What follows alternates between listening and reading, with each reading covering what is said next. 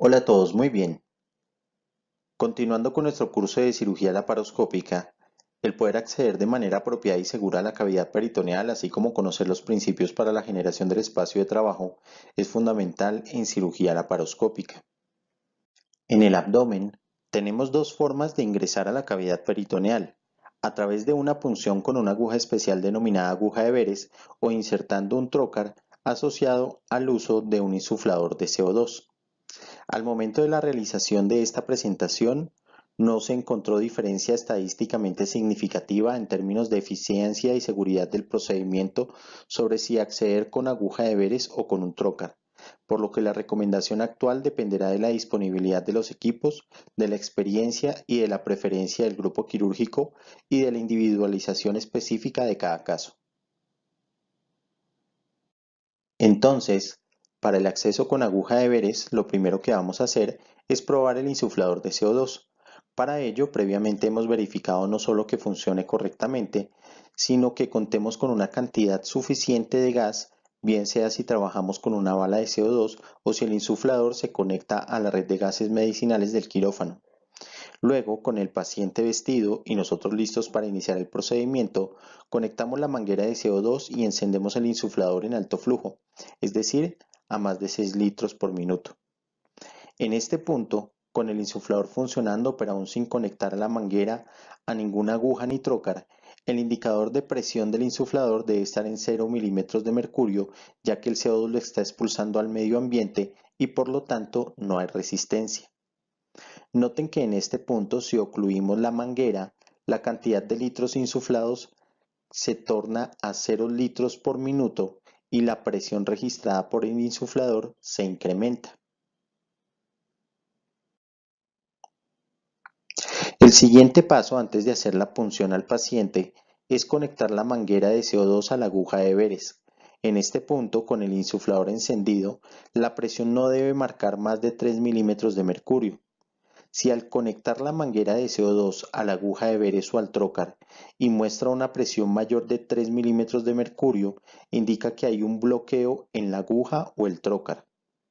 Si conectamos la manguera de CO2 a la aguja de Veres, dado el calibre de la aguja, el flujo máximo que puede pasar a través de la aguja de Veres es de 2.5 litros por minuto.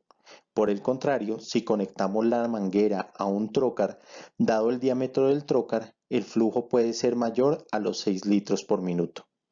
Entonces recuerden, si se trata de un paciente con baja reserva funcional o en estado de embarazo, preferimos ajustar el insuflador a presiones bajas de no más de 10 milímetros de mercurio y flujos bajos, es decir, no mayor de 6 litros por minuto.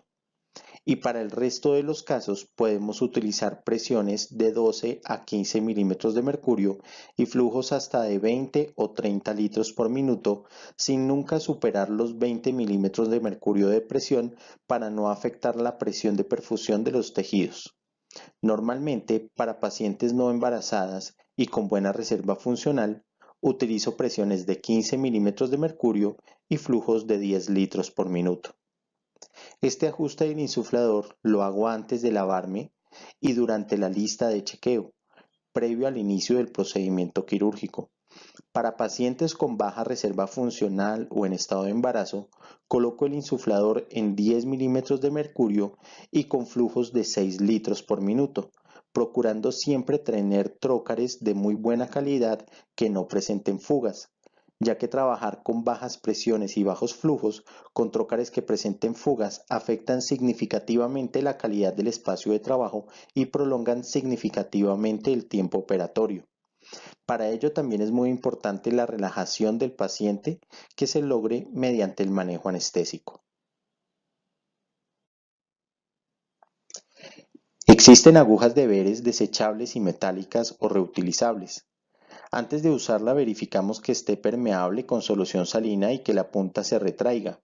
Cuando vamos a hacer la punción, generalmente hemos hecho una incisión de 3 milímetros sobre la piel hasta el tejido celular subcutáneo y a través de esta incisión introducimos la aguja.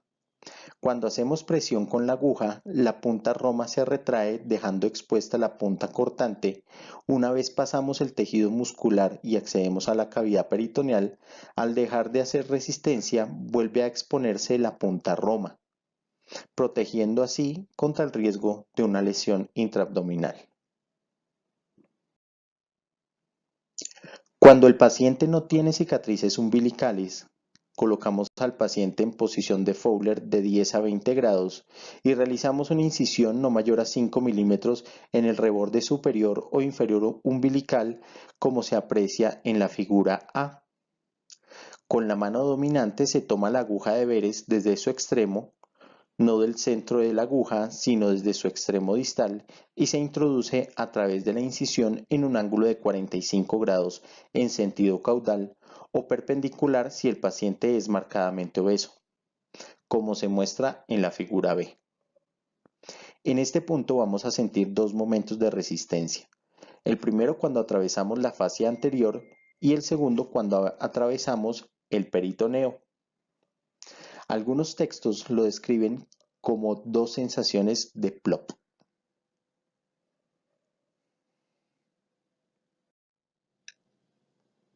En este punto, con la aguja de Veres introducida en la cavidad peritoneal, conectamos la aguja a una jeringa con 5 centímetros de solución salina y realizamos 5 pruebas para determinar si la aguja se encuentra realmente dentro de la cavidad peritoneal. Lo primero que hacemos es aspirar y ver qué sale, si sale sangre, contenido intestinal, orina, etc. Si esta prueba es negativa, lo segundo que hacemos es que instilamos 5 centímetros de solución salina en la cual esperamos no obtener resistencia. Luego, aspiramos nuevamente y si estamos dentro de la cavidad peritoneal no debe retornar la solución salina. Luego, cerramos la válvula de la aguja, desconectamos la jeringa y observamos el extremo de la aguja. En este momento abrimos la válvula y determinamos si el líquido del extremo fluye fácilmente. Esto lo llamamos el test de la gota de aguja. Y por último, introducimos suavemente 1 o 2 centímetros más la aguja de Veres y si estamos dentro de la cavidad peritoneal, el indicador de la aguja nos mostrará que ya no hay resistencia. Durante la insuflación debemos mantener estable la aguja y evitar los movimientos laterales. Siempre durante el proceso de insuflación debemos estar atentos a la frecuencia cardíaca del paciente, estando atentos a la presencia de una respuesta vasovagal. Si el paciente hace una bradicardia severa, suspendemos la insuflación, liberamos la presión y permitimos que anestesia estabilice el paciente, llegando en algunos casos inclusive a requerir atropina. Si el paciente tiene una cirugía abdominal previa, se debe tener precaución en la elección del sitio de la punción, y en lugar de utilizar una técnica cerrada con aguja de Veres, se recomienda que se utilice una técnica de acceso abierto, como se verá más adelante. Si la cicatriz no involucra el ombligo, este puede seguir siendo utilizado para acceder a la cavidad peritoneal utilizando una técnica cerrada o abierta. Si la cicatriz involucra el ombligo o su proximidad, se puede utilizar la técnica cerrada con aguja de Veres, pero en un sitio de punción alterno, el cual debe estar lejos de la cicatriz previa y lateral al músculo recto anterior abdominal para evitar los vasos epigástricos, pudiendo utilizar cualquiera de los cuadrantes abdominales según se observa en la gráfica. Sin embargo, la referencia bibliográfica recomienda que para estos casos inclusive se deba utilizar una técnica de acceso abierto, preferiblemente con una cánula de Jason.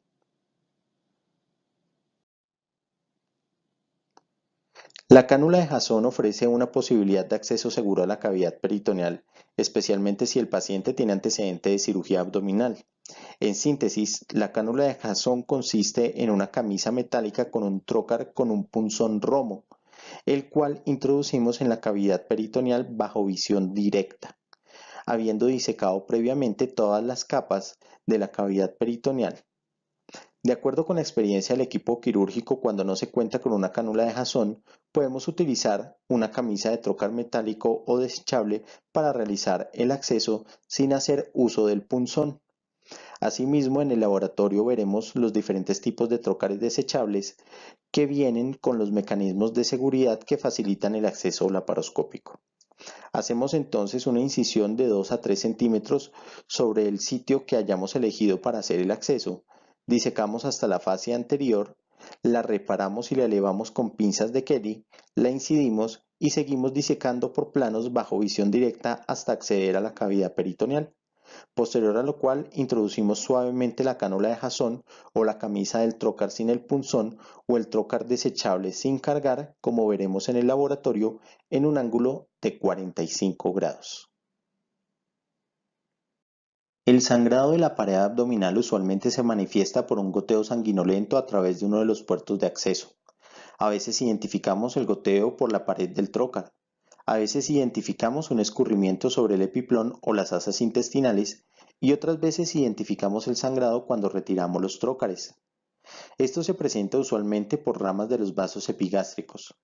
Este sangrado se puede controlar por una variedad de técnicas que van desde la aplicación de presión directa, la cauterización, la colocación de clips, suturas o inclusive introducir una sonda Foley e insuflar el balón para detener el sangrado. El mejor modo de tratar el sangrado es prevenirlo, teniendo en cuenta el sitio anatómico de punción y tratando de identificar un vaso próximo mediante la transiluminación con el lente a nivel de la pared abdominal. Otra de las complicaciones es la lesión vesical y la lesión vascular mayor. Para ello será fundamental tener en cuenta si el paciente tiene o no antecedente de cirugía abdominal previa, el sitio de punción, una técnica quirúrgica depurada y tener en cuenta si el paciente se beneficia más de un acceso abierto o cerrado. Bueno, muy bien, espero que haya sido de su agrado esta presentación. Por favor, tomen nota de aquellas preguntas o inquietudes y traten de resolverlas antes de la sesión presencial para poder enriquecer la discusión. Nos veremos en la siguiente presentación. Chao.